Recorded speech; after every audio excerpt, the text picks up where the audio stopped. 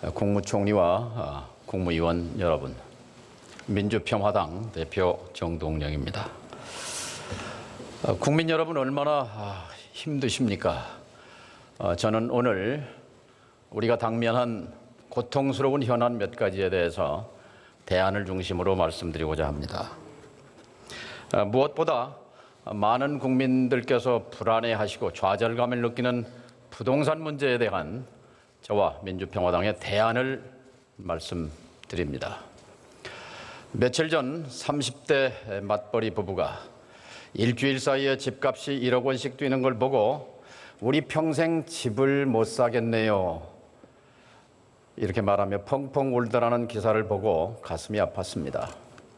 심지어 있는 집 대학생들까지 돈을 빌려서 아파트 갭 투자에 나서고 있다는 보도도 있습니다. 이 시대를 살고 있는 젊은 세대가 느끼는 좌절과 분노는 저와 같은 기성세대에 대한 원성으로 바뀌고 있습니다. 왜 내 집 마련의 꿈도 꿀 수 없게 되었느냐고 그들은 절규합니다. 당연한 꿈조차 가질 수 없게 만든 이 나라 정치인의 한 사람으로서 깊이 반성합니다.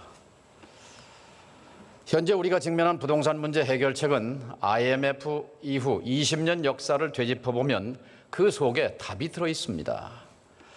IMF 당시에 2000년이지요. 경기 부양을 위해서 수십 년 동안 묶어온 분양가 상한제를 풀었습니다. 상한제 폐지와 함께 땅값과 집값이 오르기 시작했고 부동산 폭등으로 이어졌습니다. 부동산 광풍을 잡기 위해서 정부는 수십 차례 투기지구 지정, 대출 규제, 세제 강화, 그리고 신도시 개발 등 각종 대책을 내놓았지만 백약이 무효였습니다. 핵심이 빠진 뻔한 대증요법이었기 때문입니다. 핵심은 두말할 것도 없이 부동산 거품을 걷어내는 것이고 투기 수요를 잠재우는 것입니다. 당시 야당이었던 한나라당은 거품을 빼기 위해서 분양 원가 공개를 당론으로 추진했습니다. 2004년 천막 당사 시절 한나라당은 공공부문의 분양원가 공개를 총선 공약으로 내걸었고 2006년에는 민간 아파트까지 분양원가 공개를 당론화했습니다. 당시 오세훈 서울시장은 강서구 발산지구를 개발하면서 분양원가 공개, 분양가 상한제, 그리고 후분양제라는 이른바 근본대책 3종 세트를 실행했습니다. 실제 발산지구의 아파트 분양가는 30%의 이윤을 붙이고도 평당 780만 원에 불과했습니다. 그 결과 야당의 지지율은 급등했고 부동산 광풍 앞에 우왕좌왕했던 정부 여당의 지지율은 바닥으로 떨어졌습니다.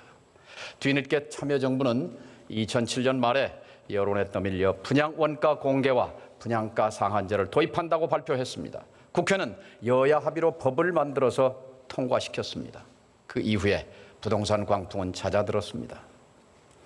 하지만 2012년 이명박 정부는 분양원가 공개 항목을 61개에서 12개 항목으로 줄여서 사실상 무력화시켜버렸고 2014년에 박근혜 정부는 남아있던 분양가 상한제마저 폐지해버렸습니다. 고삐가 풀린 부동산은 다시 들썩거리기 시작했고 박근혜 정부 말기부터 광풍으로 변하기 시작했습니다. 작년에 현 정부가 5년 동안 50조 원을 들여서 낙후된 도시재생 뉴딜 정책을 실시하겠다는 발표는 부동산 시장에 기름을 부었습니다. 서울의 강북지역 값이 뛰기 시작했습니다. 부랴부랴 정부는 서울의 도시재생 사업을 연기했습니다. 작년 9월에 본의원이 대표 발의하고 42명의 여야 의원들이 함께 발의한 분양원가 공개법이 국토위원회를 만장일치로 통과했습니다. 그런데 이 법이 법사위원회 법안 소위에 발목이 묶여 있습니다. 자유한국당 의원님들이 결사적으로 반대하고 계십니다.